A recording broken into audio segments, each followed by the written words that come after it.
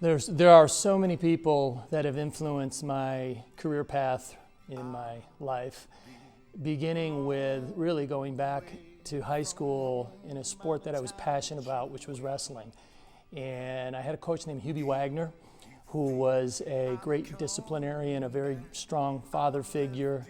And we were more worried about disappointing him and pleasing him. But he was one of the first, other than my father, growing up on a dairy farm, to really instill in me a work ethic and a clear vision to accomplishing a goal and what it takes.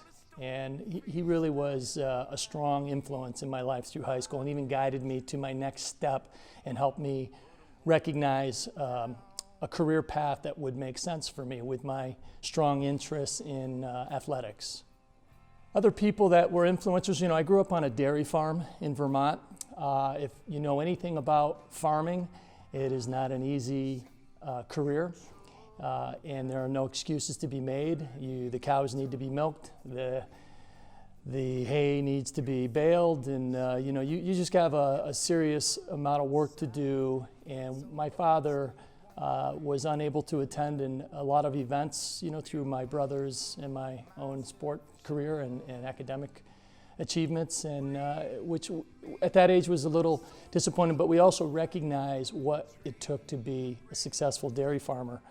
And we were all involved in it, and it helped create a foundation and a work ethic that I still adhere to a lot today. So my father was a big, and my mother as well, would be driving the hay wagons and milking cows, and it was a family farm.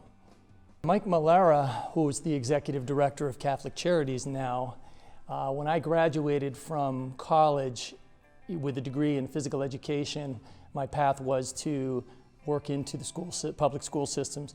But in the 80s, there just were not a lot of jobs available in that market. I ended up working with the Catholic Charities in a role of managing the Eastwood Youth Project.